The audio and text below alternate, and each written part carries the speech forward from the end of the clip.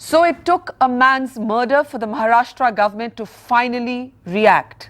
The fact is that we still don't know who killed Narendra Dabholkar.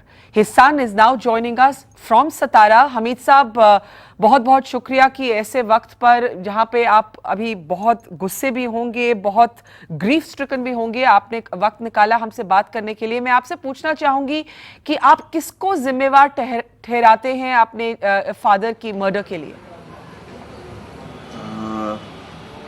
ये तो बहुत difficult question है बरखा जी answer करने के लिए। पुलिस अपना इन्वेस्टिगेशन कर रही है, तो मैंने ऐसी जिम्मेवारी फिक्स करना किस पे अच्छी बात नहीं है।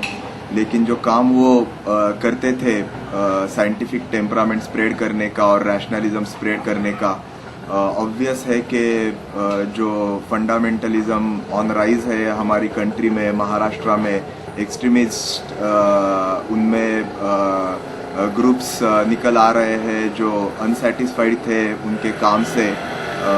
तो ये एक बात हो सकती है, क्योंकि पर्सनल लेवल पे तो उनकी ज़िंदगी ऑलमोस्ट थी ही नहीं। जो सब कुछ था वो समाज के लिए था, वो मूवमेंट के लिए था। तो इस हिसाब से ये एक बात हो सकती है, मुझे लगता है। पूछना चाहूंगी, जहां तक ऑर्गेनाइज्ड फंडामेंटलिज्म की बात है, आजकल तो वो राजनीति में भी ऑर्गेनाइज्ड फंडामेंटलिज्म देखने को मिलती है। अब आपको, आपकी फैमिली को, आपकी बहन को एक तरह से खतरा है। आपको लगता है कि आप सोचेंगे बोलने से पहले, because your father paid with his life. वो एथियस्ट थे, रैशनलिस्ट थे, उन्होंने बहुत ही जो हमारे समाज के होली काउज जिसको कहते हैं उनको चैलेंज किया। तो अब आपको थोड़ा डर लगता है कि भाई आगे आप बोलने से पहले कुछ, मतलब यू फील कि एक तरह से एक जंजीर बन गई है आपके माइंड के अराउंड भी?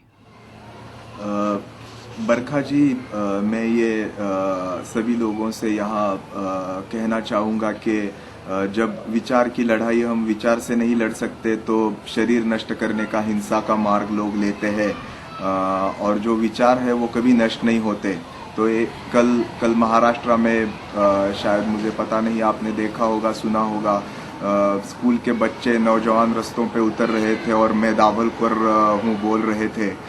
तो ये विवेक की जीवन का जो विचार है, विज्ञान का जो विचार है, वो मरेगा नहीं। और हम शॉक जरूर है, सदमे में जरूर है, लेकिन डरे जरा भी नहीं है, क्योंकि कोई भी हमारी ज़िंदगी ले सकता है, लेकिन हमारा जो विचार स्वातंत्र्य है वो कोई नहीं ले सकता। और मुझे लगता है कि लोग इससे सहमत हो गए। तो हमारा ये मानना है कि ये जो प्रवृत्ति है ऑर्गेनाइज फंडामेंटलिज्म की, तो हमें अपने जी जान से उनसे लड़ना होगा। और ये आज की प्रवृत्ति नहीं है, सदियों से चली आ रही प्रवृत्ति है। ये गैलीलियो, कोपरनिकस से गांधी तक एक बड़ी परंपरा है। तो मुझे लगता है वो परंपरा के हम पाइक हैं। जिस परंपरा के मेरे पिताजी एक पाइक थे, उसमें मुझे लगता है वो हुतात्मा हुए हैं, शहीद हुए हैं। और ये समय हमारे लिए है कि डरना नहीं है, आगे बढ़ना है। आपसे आखिर में पूछना चाहूंगी कि जो एक ऑर्डिनेंस अडॉप्ट हुआ है, जो इतने सालों से आपके पिताजी की एक लड़ाई थी, अब ये तो लगता है कि a man had to die for this ordinance to be adopted, लेकिन फिर भी कुछ इसके बारे में अगर आप कुछ कहना चाहें कि जिस बिल के लिए उन्होंने इतनी लंबी लड़ाई लड़ी, वो अब फाइनली एक कानून बनने जा रहा है। ये बनने जा रहा की बात तो 14 साल से चल रही है। तो जब तक वो बनता नहीं, तब तक वो बनने जा रहा ही होता है हमारे कंट्री में। ये अनफॉर्चुनेट बात है। तो जब तक वो बनता नहीं, तब तक तो मुझे लगता है कि ये सिर्फ एक स्टेप है वहाँ जाने का। वेलकम स्टेप है मैं कहूँगा, लेकिन बहुत देर से आया है, क्योंकि किसी को उसके लिए जान गंवानी पड़ती है हमारे सरकार में। मुझे लगता है ये सवाल ये विधेयक का नहीं है, ये कानून का नहीं है। जो एटीट्यूड हमारे राज्य सरकारों में, केंद्र सरकार में आ गई है कि सामान्य जनता के प्रति उनका उत्तरदायित्व नहीं है कुछ। किसी की तो जान जानी होती है उन्हें एक्शन लेने के लिए। नहीं तो सरकार का काम जो है सामान्य जनता के लिए कानून करना और उसके विकास के लिए काम करना, वो तो नहीं कर रहे। तो जादू टोना विरोधी विधेयक तो एक बात है, मुझे लगता है ये लड़ाई जो है वो ब्रॉड लेवल पे हम सोचे तो ये डेमोक्रेसी स्ट्रेंथन करने की लड़ाई है। जो राज्यकर्ता है उन्हें जनता के प्रति उत्तरदायित्व उनमें लाने की लड़ाई है, रीजन की लड़ाई है, करुणा की भी लड़ाई है, ऐसा मुझे लगता है। बिल्कुल, it is a fight for reason and you are the brave son of a braver father. बहुत बहुत शुक्रिया, thank you so much Hamid Dabholkar for talking to us in this moment of grief and loss. So as Professor Dabolkar's son says, this is a fight for reason. The fact is that a man has been killed for a belief system. He has been killed for devoting his life to fighting superstition, for fighting black magic, for fighting people, in a sense, getting exploited because of all of these institutionalized forms of misleading people and sometimes even endangering their lives. Narendra Dabolkar paid with his own life for that. It took his death, his murder, for the Maharashtra government to adopt an ordinance against black magic and superstition. But will this create a larger, more tolerant space for people to hold different beliefs? Or will we continue to have some holy cows that can never be questioned? That is the profound question that his murder in fact raises. Are we getting increasingly intolerant? Let's introduce our panel. With me is Dr. Gohar Raza. He's of course a well-known scientist. We're also joined by Father Dominic Emmanuel. He's the spokesperson of the Delhi Catholic Society. We're also being joined from Helsinki today by Sanal Edamarku. He is of course going to explain to us why he's living in Helsinki and not in India, where all of us know him. If we can bring all of these people up on the screen, please. And we're also joined from Mumbai by Jitendra Awad. He's of course a spokesperson and leader of the NCP. The NCP is part of the coalition in Maharashtra. I'd like to start with you, Dr. Gohar Raza, if I may. The fact of the matter is that this is a profound loss for all of those who have stood up for reason, who have stood up for rationality. But you have now seen the Maharashtra government reacting with an ordinance that has actually, otherwise they've been dragging their feet on it for 2 decades.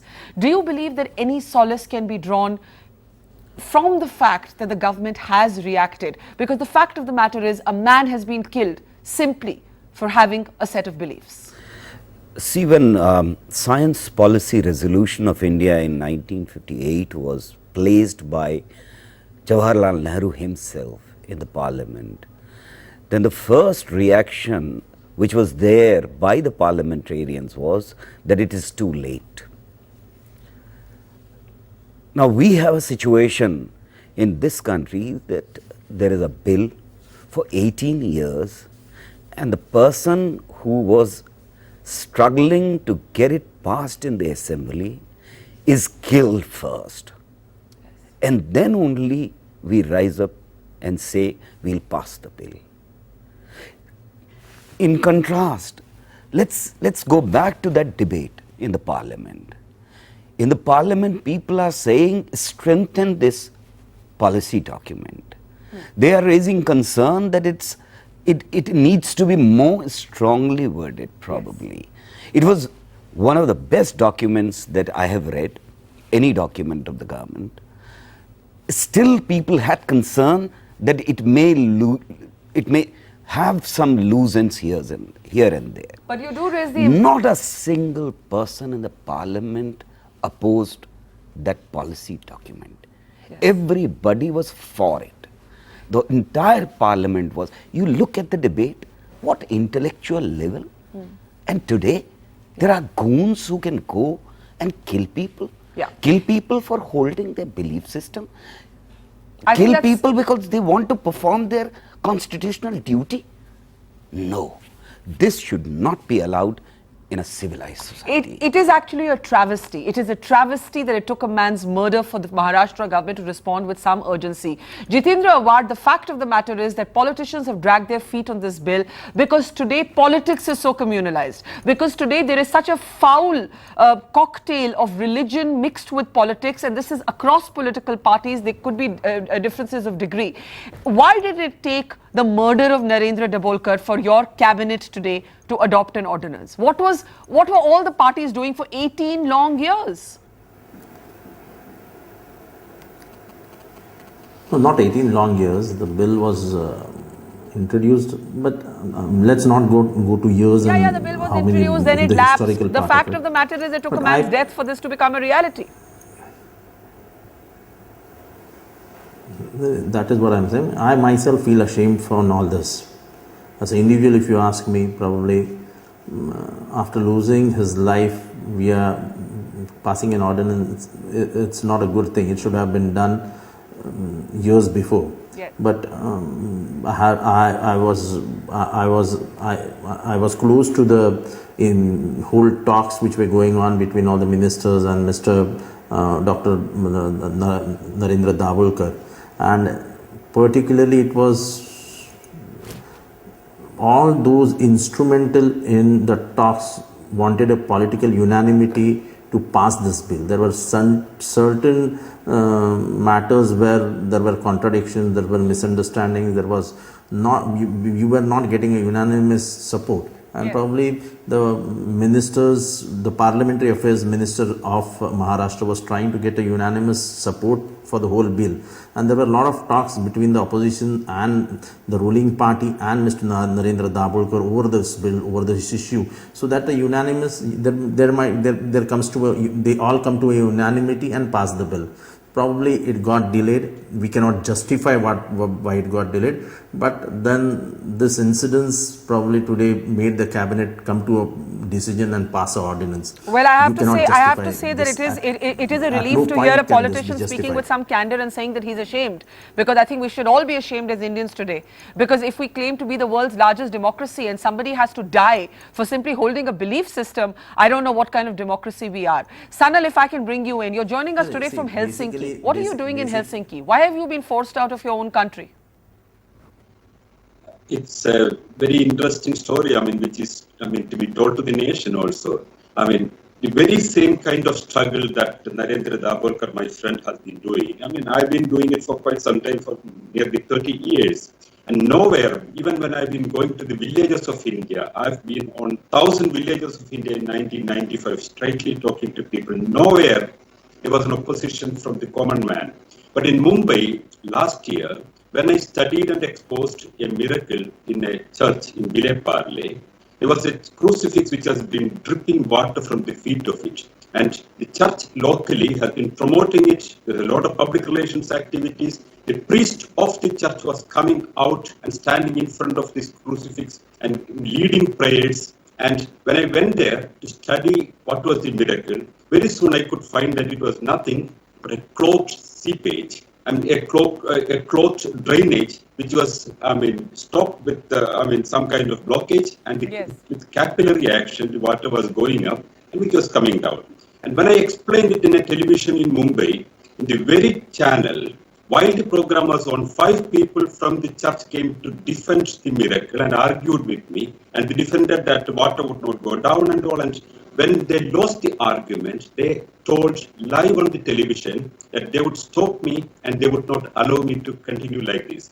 And when the program was over, there were teamsters waiting for me outside, and they claimed that these were people from the church. And the cameraman identified they were teamsters hired by the church. Later, there were cases filed against me in Mumbai using Article 295A, and which is cognizable and non-bailable. And the forums of these groups which filed the cases have been discussing about how to eliminate me. And this was all publicly done. And I've been asking for an anticipatory bail. Of course, from technical grounds, it was not given. And I've been perfectly threatened of dire consequences. I've been getting, not only calls from anonymous people, but also from police officials in the midnight, and asking me to come and apologize to the bishop. And the Archbishop of Mumbai later came out telling that, no, they should apologize that they have been exploiting the people and cheating the people with a thing which they did not know, but that I should apologize. I said, you bring all the torture machines of medieval times, but I would not apologize. Now, I've been on a European trip when the cases came. Now I cannot go back, mainly because there are death threats, and I do not know what exactly I should do now. I've been traveling all around the world these days. I've been on 10 countries. Nearly 80 public meetings I've been addressing. I've been talking to people about the situations in India. The church should answer it. Let me take this to Father Dominic Emmanuel. Father Dominic Emmanuel, since we are discussing a fight for reason, and we are also discussing that just like people have the right to their religious beliefs, people also have the right to question anything they want to. They have the right to be agnostic, they have the right to be an atheist, they have the right to question what is a miracle for some is scientifically explained by others. That is what Sanal did when he talks about the Mumbai case, where there was where he said what the church considered a miracle, he believed was explained by science. Now, should this man be hounded out of his own country, Father Emmanuel, and be charged with blasphemy? Actually, we have already condemned Sanal being out of the country, and the person who has filed this case, we have appealed to him to withdraw that case from him, and I am part of that. I have personally appealed to Mr. Joe Dias, who has done this.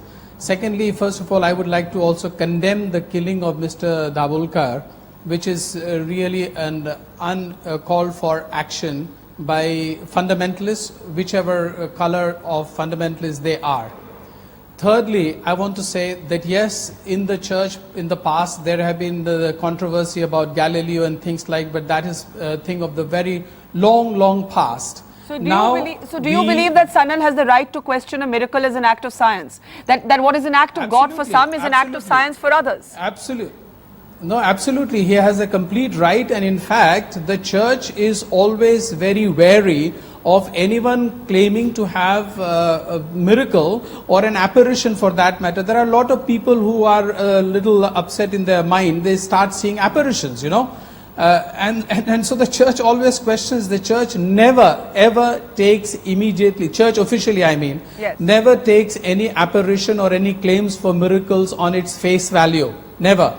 There is always an investigation, there is always a doubt. That's why the word devil's advocate, for instance, has come from the church's practice of questioning anybody who claims to be a saint or wants to be a saint. There is always a question by the devil's advocate who questions the very existence of a miracle. But that does not say that miracles are never accepted. Miracles are accepted, but after all the scientific investigations have been carried out, and it is to the satisfaction, it is a satisfaction of the medical fraternity or scientists, then it is finally accepted. Otherwise, no, miracles are not. Yes.